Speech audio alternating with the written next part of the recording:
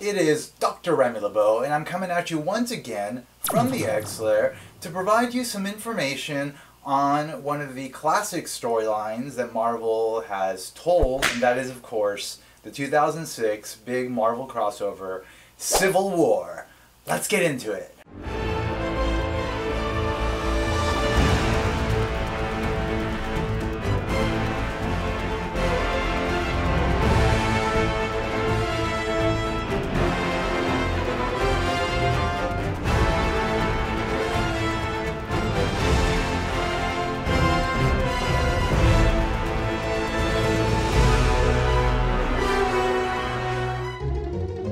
Welcome everyone to yet another episode of Fun, Unawful Comic Knowledge. Episode 2, Civil War. As you all know, Marvel is adapting this storyline into a film, Captain America 3, Civil War. I'm not going to talk about what I expect to be in that film because I've actually made a separate video of that. Check out my expectations video that you can link to right here by just clicking right here. This video, I'm just going to run down the 7 issues that this storyline took place in and basically give you just a quick rundown of the main events that occurred, so let's get into it. Civil War is basically what the title implies. It's a war between the heroes, so it's not the heroes fighting villains, it's the heroes fighting themselves. And what tears the heroes apart is this law that's being passed by the United States government meant to sort of rein in the superheroes and kind of bring them under the government umbrella. So it's a very topical sort of storyline. That was post 9/11. You know, like there was a lot of question about like how much should the individual give up one's civil liberties in order to protect the national security, and ultimately about the question of like what are the dangers of those civil liberties being imposed upon by the government? What are the dangers of us losing our privacy? The story opens with the new warriors, and they're on a reality show. They're being followed around by cameras, and like any reality show, they need things to happen. So apparently this villain that they decide to go after can set off a bomb out of him. He doesn't blow up, it just creates the force of an explosion. So they take him on, and of course he fucking explodes. 900 people are dead, it's catastrophic. So after the explosion, you know, there's like a big media backlash against superheroes. One scene has the Human Torch going to a club and getting the shit kicked out of him and winding up in the hospital. And so the superheroes get together, they have a meeting, and because the president has set forth this bill that is basically proposing that all superheroes register and become employees of the government. Essentially, by registering with the government, you're essentially revealing to the world who you are. And you know, they're trying to figure out, is this a good thing? Is this a bad thing? Like, are we going to allow this to happen? Cut to a big funeral for all the people that died in that town, and Tony Stark goes to the funeral because he feels bad about it. And a woman, a mother of one of the dead children, approaches him and basically tears into him and accuses him of being responsible for this in part. And so that makes Tony feel really guilty. And so he becomes a big supporter of this bill. Cut to S.H.I.E.L.D. approaches Captain America asking if he's going to support the law. And Captain America is not willing to do that. He feels it's too much government power, it's not what he wants to represent. S.H.I.E.L.D. try to capture Captain America. He breaks out of the helicarrier. Cut to Tony Stark and the President of the United States. They're discussing the fact that Captain America has now gone underground. He's basically been established as the head of this like resistance of superheroes. And at the same time, Tony Stark is established as the leader of the other front. That concludes issue 1. It's established that Reed Richards is working on a secret project for Iron Man. We don't know what exactly it is. Then we have a time jump. The law has passed. So now S.H.I.E.L.D. has been given the green light to go after the heroes that will not abide by the law. So obviously there's a lot of dissension in the superhero community. Cut to an action sequence where you see S.H.I.E.L.D. going after a group of young Avengers. They get teleported to a secret base that Captain America is basically operating in, which is a secret S.H.I.E.L.D. facility. And we see that there's a bunch of people there already, including Daredevil. Cut to a press conference where Spider-Man walks out and reveals his identity to the world. End of issue number 2. So this is the issue where basically it's established like who's aligned with who. Black Panther is aligned with Captain America, but he can't necessarily act on that because he is the king of a sovereign nation. It is in fact a civil war. It's not a world war, so we don't want to escalate this war, right? And then we go to the X-Men. We see Tony Stark and Emma Frost. And so Emma's like essentially Emma Frost. She's like, well, I think we're gonna stay out of it. Okay, from there we cut to basically the big sort of climax of the issue, where the superheroes are lured to a big chemical plant disaster, which turns out to be a trap because the chemical plant is owned by Stark Industries, and Tony has basically set up a false emergency to lure the superheroes there. And so there's a big showdown. At the end of that, Thor arrives. So I guess up to this point, in the Marvel Universe, Thor is dead, and that's sort of like the big cliffhanger ending where you're just like, what the hell? Where did Thor come from? And that's the end of issue number 3.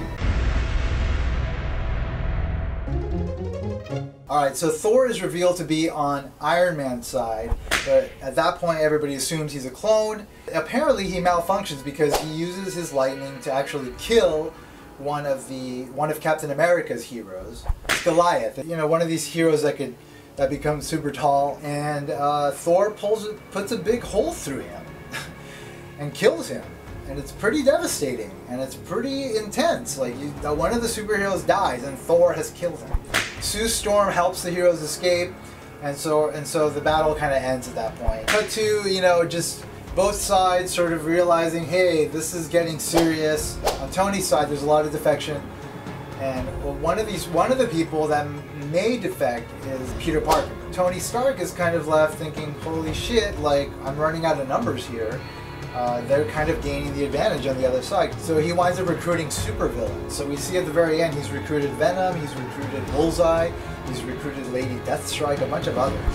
End of issue 4. Okay, so the issue opens, it's established that Sue Storm and Johnny Storm are being tailed by the government. Apparently, they're trying to figure out where the lair is, where Cap's lair is. Cut to Avengers Tower. Tony Stark and Spider-Man are going at it. First, they're just having an argument that eventually escalates to a battle. Peter Parker essentially says he's going to defect. Tony doesn't necessarily want that to happen, so they wind up in a physical skirmish. Spidey is blown out the window. He winds up in the sewer. He's confronted by some supervillains. And he gets the living shit beat out of him. He is pretty much near death. And apparently the Punisher, Frank Castle himself, pops out of nowhere, saves Spidey's life, takes Spidey to Cap's lair. Cap is like, what is going on here, Punisher? You are a murderer. I cannot have you in my lair. I cannot have you be a part of my team. And the Punisher was basically like, you need me. As the discussion is going on between the heroes about the merits of keeping the Punisher in their ranks, it's revealed that there is a woman in the shadows, part of the team, who is apparently spying on the group. Cut to Daredevil. He's been imprisoned by the government, and now he's being taken to Rikers Island, where it's revealed that there's an entrance to the negative zone, which is where they have built the actual cells for the secret Avengers that are caught. End of issue number 5. So the issue opens with Namor in his underground kingdom, and Sue Storm, who has come to basically ask for his allegiance to the secret Avengers. And, you know, it's uncertain which side he'll land on. Cut to Cap's facility.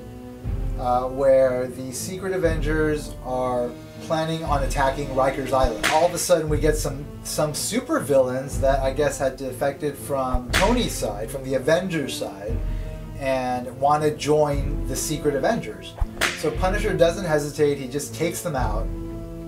And he basically says, well, they were murderers and I kill murderers, so. But Cap is obviously not happy with this, so he kicks the Punisher out. Cut to the North Pole where Doctor Strange is meditating, and basically he reveals that he's fasting and that he's not taking any sides. Cut to the Negative Zone, Riker's Island prison. The Secret Avengers teleport in, and at the same time, the Avengers show up. Tony reveals to Captain America that he's had a mole on his side all along. Captain America's like, hey, I knew about your mole, smarty pants, and you know, I had my own mole. So we both have moles. Iron Man's mole in Captain America's Secret Avengers turned out to be Tigra. So Cap reveals that his mole was in fact Hank Pym, Yellow Jacket. But Hank Pym is actually one of these young Avengers. I guess his name is Hulkling, and he can change form. He's like a Mystique. So he morphs back into Hulkling, and he reveals that he's let all of the Secret Avengers that were imprisoned loose. And so they show up. We've got Captain America's Secret Avengers. Their numbers have doubled. We have Iron Man's Avengers. Everybody's there. It's going to be the Gettysburg, essentially, of this Civil War, and the issue ends. The final confrontation has begun. The heroes versus the heroes. Who will win? Who will lose? So the heroes go at it. And S.H.I.E.L.D. is there too, and they're trying to like block the escape route for the Secret Avengers. So Cloak of Cloak and Dagger fame just uses his immense, I guess it's mutant-powered cloak. He uses it to teleport all the Secret Avengers to Midtown Manhattan, right? So everybody shows up there. The Avengers show up there. The Secret Avengers are there. The battle continues. Eventually, of course, it comes down to the big sort of symbolic confrontation between good and evil, however you want to characterize either side. Captain America versus Iron Man himself. They go at it, it's a violent brawl, and of course Captain America winds up beating Iron Man. And Iron Man is basically almost killed by Captain America. Captain America is actually held back by the crowd of people that I guess are still in the area. While this is going on, they are not the wisest people, apparently. And then that's when Cap realizes that they're no longer fighting for good, they're just fighting. It's no longer for a cause, or it's no longer for the purpose of saving people or helping people, it's just to fight. So Captain America gives himself up to the cops, and that essentially ends the battle and the war. Cut to the denouement, and it's actually a really nicely structured denouement where you have Reed Richards writing a letter to Sue, basically apologizing to her and asking her to take him back and to forgive his flaws. And that letter is basically all the dialogue throughout the images. Are sort of like a montage like you would see in a film, where we see various scenes of what's been happening. It's been 2 weeks since the battle. There's an initiative trying to be passed by the government that will establish a superhero team in every state that will be government sponsored. As far as the Secret Avengers go, some have remained underground and some have moved to Canada, and apparently Spider-Man has remained with the underground, and he's changed his outfit back to his black costume. And finally, of course, we see the resolution of our two figureheads. We see Tony. Tony has been named the head of S.H.I.E.L.D. by the United States President, and Captain America is shown to still be in prison. And so that's the end of Civil War. That's where it leaves our heroes. Anyway, that concludes my little summary of the Civil War series. As you can see, it's an enjoyable story. It was well told. The artwork was actually very good as well. It's a cool story, you know, and I think it's gonna make a really great film. Anyway, thank you for checking out my material. If you haven't already subscribed, I welcome you to do so because, well, I have more stuff coming, and if you want to check it out, subscribing is a good way to find out when I actually am able to put it up. I hope everything's well with all of you, and as always, I'd like to remind you to put an X in the box because ain't nobody checking you. Take care, folks. Bye-bye.